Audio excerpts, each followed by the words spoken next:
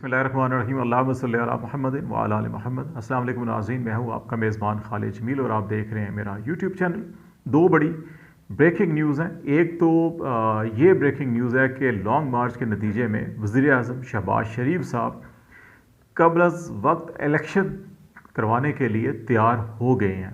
इसके ऊपर अब क्या मोडेलिटीज़ तय हो रही हैं, क्या कंडीशंस हो सकती हैं और क्या चैलेंजेस हो सकते हैं विद इन पीडीएम, उसके ऊपर हम बातचीत करेंगे। और दूसरा, कुर्रम एजेंसी का NA-45 का ज़िमनी इलेक्शन पाकिस्तान तहरीक इंसाफ ने 8030 वोटों की बढ़तरी से ये फतह हासिल कर लिया। इमरान खान इस पूरी इलेक्शन कंपेन के अंदर कुर्रम एजेंसी नहीं जा सके लॉन्ग मार्च की मसरूफियात की वजह से, और उनकी दीगर लीडरशिप भी, जो मरकज़ी लीडरशिप है, वो इस हल्के का विज़िट नहीं कर सकी। लेकिन ये हल्का इस हवाले से अहमियत का हामिल था कि 2018 में जो आम इंतखाबात हुए थे, उन इंतखाबात में मुत्तहिदा मजलिस अमल के उम्मीदवार यहाँ से कामयाब हुए थे। मुनीर औरकज़ई, उन्होंने 16,255 वोट लिए थे और उनके मद्दे मुकाबिल पाकिस्तान तहरीक इंसाफ के कैंडिडेट साद जमाल थे, जिन्होंने 13,495 वोट लिए थे। और इस तरह से 2,760 वोटों की बढ़तरी से मुनीर औरकज़ई यहाँ से कौमी असम्बली के रुकन मुंतखब हुए थे। बाद में वो इंतकाल कर गए। तो फरवरी 2021 में जब ज़िमनी इलेक्शन हुआ, पाकिस्तान तहरीक इंसाफ की हुकूमत थी, मरकज़ी भी और सूबाई भी, तो उस वक़्त पाकिस्तान तहरीक इंसाफ के कैंडिडेट फ़खर जमान PTI के, जो 16,911 वोट लेकर यहाँ से कामयाब हुए, और जमील खान जो इस वक्त भी PTI के कैंडिडेट थे, उन्होंने 15,761 वोट हासिल किए। और 2021 में ये नशिस्त PTI ने 1150 वोटों से जीती थी। लेकिन अब जो PDM की तमाम जमातें, यहाँ पे पाकिस्तान पीपल्स पार्टी का भी तकरीबन 3,500 से 4,000 के करीब वोट यहाँ पर है, ANP भी यहाँ पर है, पाकिस्तान मुस्लिम लीग नून भी यहाँ पर एग्जिस्ट करती है। तो इन सारी जमातों ने सपोर्ट किया था मुत्तहिदा मजलिस अमल के इस उम्मीदवार को, जमील खान को। अभी इन्होंने 12,718 वोट हासिल किए और इमरान खान ने 20,748 वोट हासिल किए हैं। तो इस तरह से ये 8,030 वोटों की बढ़तरी से कामयाब हुए हैं। और इनके मद्दे मुकाबिल PDM की तमाम जमातें थी, PDM का बल्कि MMA का, जो तकरीबन 2760 वोटों की जो बढ़तरी थी 2018 में, वो बढ़तरी ना सिर्फ ख़त्म हुई बल्कि 2021 में 1150 वोटों की बढ़तरी PTI को हासिल हो गई थी। और अब PTI ने इन तमाम PDM की जमातों के ख़िलाफ़ अकेले इलेक्शन लड़ा और उन तमाम वोट पार्टियों से 8,000 ज़्यादा वोट लिए। तो इस तरह से ये अंदाज़ा लगाया जा सकता है कि PDM की जमातें मुसलसल जो है कि इनका ग्राफ गिर रहा है। दूसरा मामला लॉन्ग मार्च के साथ जुड़ा हुआ है। इसमें अगरचे लॉन्ग मार्च के तीसरे रोज़ बड़ा एक अफसोसनाक हादसा भी पेश आया, जिसमें एक ख़ातून जर्नलिस्ट जो सदफ़ नईम लाहौर से तल्लुक़ रखती थी, वो स्लिप होके गिरी और कंटेनर के साथ टकराई, और उसको जिसके नतीजे में जो है कि वो शहीद हो गई। इस सिलसिले में वफाकी हुकूमत ने भी, पंजाब हुकूमत ने भी उनकी माली इमदाद का भी ऐलान किया है। लॉन्ग मार्च भी फौरी तौर पर वहीं रोक दिया गया आज के लिए, कल दोबारा शुरू होगा। पंजाब हुकूमत ने पहले 25 लाख अनाउंस किए थे, फिर इमरान खान के कहने पे उसको बढ़ाकर 50 लाख किया गया। फेडरल गवर्नमेंट ने भी 50 लाख उस पर अनाउंस किए हैं। फेडरल गवर्नमेंट इसकी तहकीकात का मुतालबा कर रही है, लेकिन जो सदफ़ नईम शहीद हैं, उनकी फैमिली का ये कहना है कि ये हादसा था, इसलिए इसमें हमें कोई किसी के ऊपर इल्ज़ाम लगाना या इसकी तहकीकात की ज़रूरत नहीं है।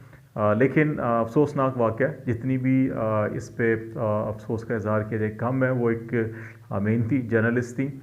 असल इशू इस पे जो PFUJ को, PBA को और बाकी तंजीमों को जो लेने का है, वो ये है कि जर्नलिस्टों को जो बेसिक फैसिलिटीज़ हैं, कैमरा, गाड़ी, ट्रांसपोर्टेशन, इंश्योरेंस, वो तमाम चीज़ें जो हैं कि उसके ऊपर हुकूमतों को, एक एक लोग जर्नलिस्ट कत्ल होते हैं, शहीद होते हैं, बहुत से माशी हालात की वजह से ख़ुदकुशियाँ करने पर मजबूर हो जाते हैं। तो अगर जो सर्विस स्ट्रक्चर है, जो लेजिस्लेशन है, ना सिर्फ उसको बेहतर बनाया जाए बल्कि उस पर इम्प्लीमेंटेशन को भी यकीनी बनाया जाए और उसको इश्तिहारों के साथ मुंसलिक किया जाए, तो बहुत से मसाइल जर्नलिस्टों के हल हो सकते हैं।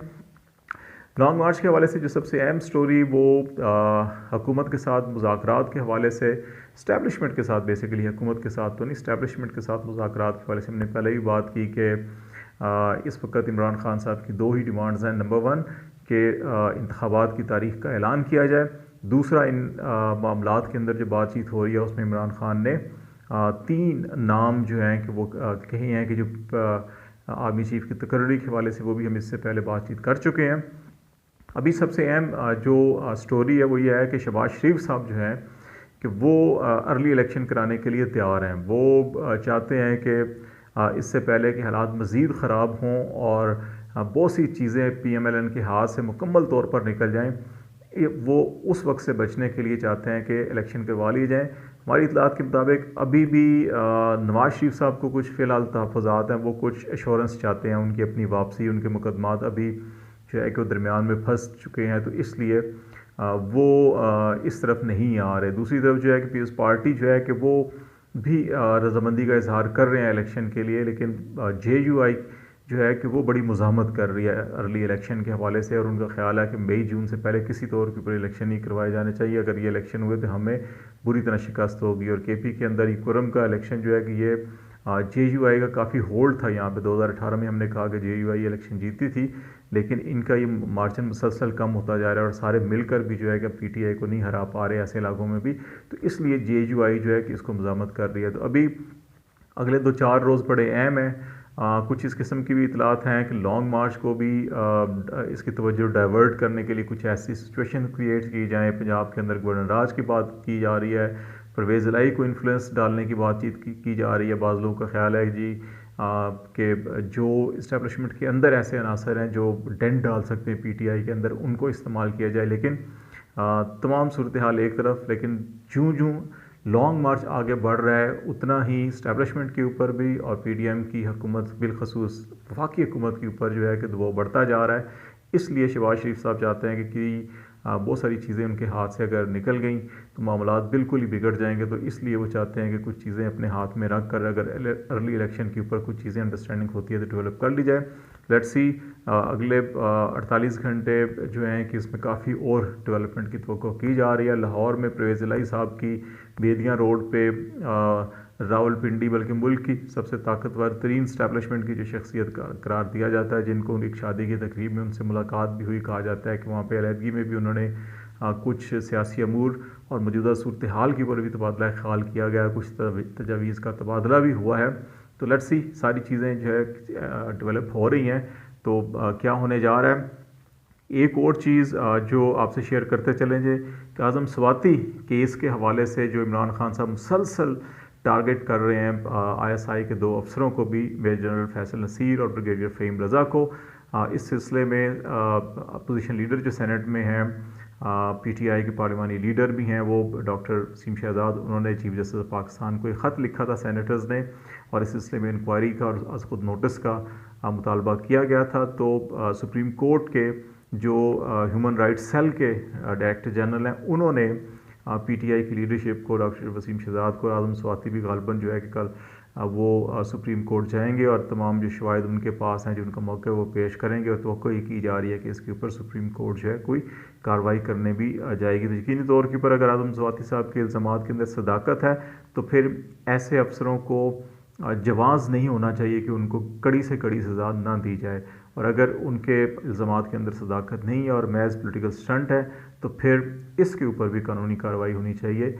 ये नहीं हो सकता कि पॉलिटिकल गेंस के लिए जो है कि इस किस्म के इल्ज़ामात लगाए जाएं, लेकिन अगर इल्ज़ामात में हकीकत है तो फिर इन अफसरों के साथ वही सलूक होना चाहिए जिससे पहले भी इस्टेब्लिशमेंट विद इन अकाउंटेबिलिटी के हवाले से मेजर जनरल, लेफ्टिनेंट जनरल्स और ब्रिगेडियर्स के ख़िलाफ़ कार्रवाई करती रही है। कोर्ट मार्शल भी हुए हैं, उनसे फौजी एजाज़ात और उनके रैंक्स भी वापस लिए गए हैं। तो इस किस्म की कार्रवाई होनी चाहिए। अब ये देखना होगा कि अगले 2-4 दिन जो है कि ये पोलिटिकली और इस हवाले से कितने अहम हैं और क्या डेवलपमेंट होती हैं वो आपसे शेयर करते रहेंगे। फ़िलहाल खालिद जमील को इजाज़त दीजिए। अल्लाह हाफ़िज़।